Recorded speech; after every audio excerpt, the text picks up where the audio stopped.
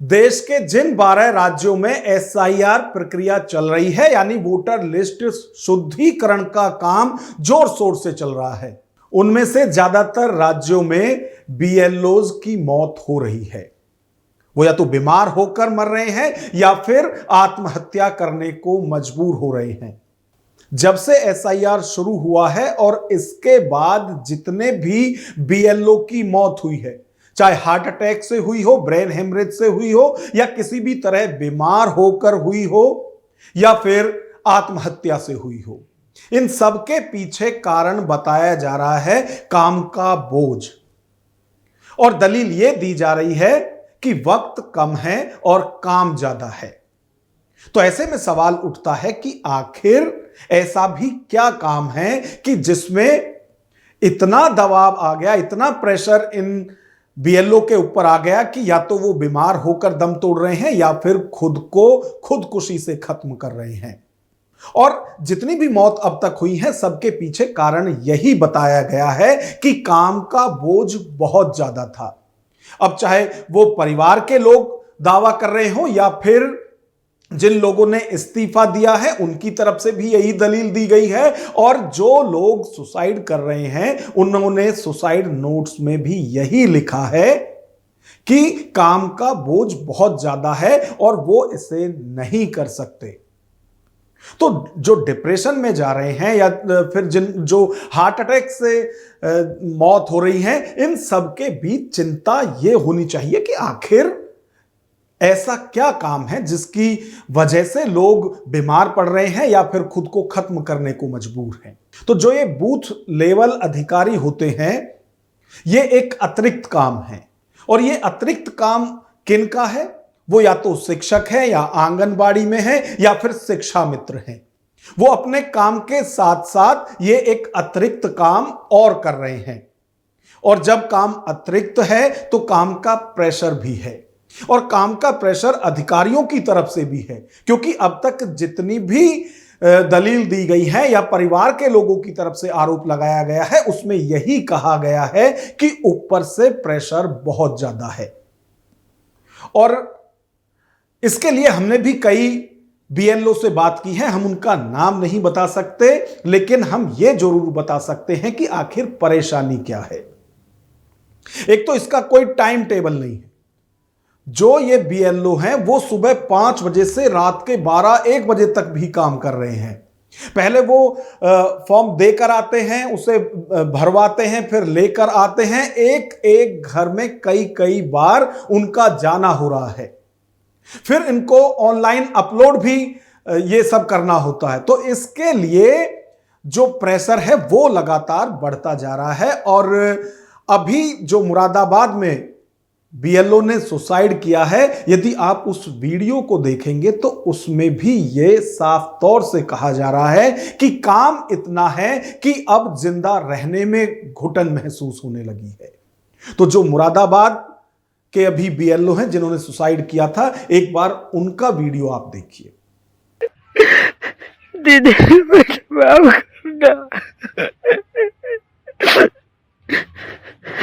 मैं तुम्हारे विश्वास पे खरा नहीं होता। एक बीएलओ के पास ज्यादा से ज्यादा 1200 वोटर की लिस्ट होती है जिनका उन्हें रिवीजन करना है। अब देखने में यह आंकड़ा छोटा लगता है, लेकिन हकीकत में जमीनी स्तर पर जब काम किया जाता है तो उसकी मुश्किलें बहुत हैं। और मुश्किल यह है कि जो वोटर लिस्ट इन लोगों के पास है या जो वोटर लिस्ट 2003 के बाद बनी हुई है, जिसके आधार पर यह एसआईआर किया जा रहा है, उसमें एक वोट इस कोने पर है और दूसरी वोट किसी और दूसरे कोने पर। अब इन लोगों को घर घर जाना पड़ रहा है और इसी लिस्ट के अंदर बहुत सी ऐसी वोट भी हैं जो वोटर लिस्ट में तो हैं, लेकिन उनका ठौर ठिकाना ढूंढने के बावजूद भी कहीं नहीं मिल रहा है।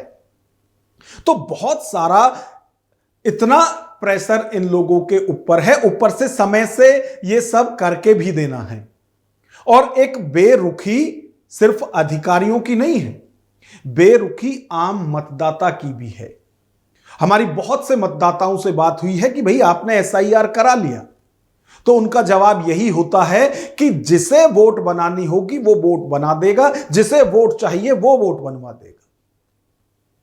अब यदि ये रुख हमारे मतदाताओं का रहेगा, यदि ये रुख हमारा रहेगा अपनी वोट को लेकर ही, तो परेशानी तो आनी है। और अभी इन परेशानियों का सामना बीएलओ कर रहे हैं, जिसकी वजह से वो लगातार परेशान हो रहे हैं।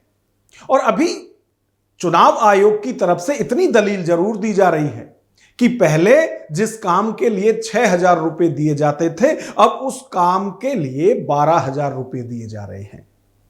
यानी जो ये बीएलओ हैं, उन्हें ये वोटर रिवीजन करने के लिए जहां पहले 6,000 रुपए दिए जाते थे, अब 12,000 रुपए दिए जा रहे हैं। लेकिन समस्या ये है कि इस सब के बावजूद जो बीएलओ हैं वो डिप्रेशन में हैं, और जो मौत के आंकड़े बता रहे हैं उसमें ज्यादातर लोग हार्ट अटैक से जान गंवा रहे हैं, लोग सुसाइड कर रहे हैं। तो कुछ ना कुछ तो ऐसा है कि लोग काम करने के बजाय खुद को मौत के घाट उतारना आसान समझ रहे हैं।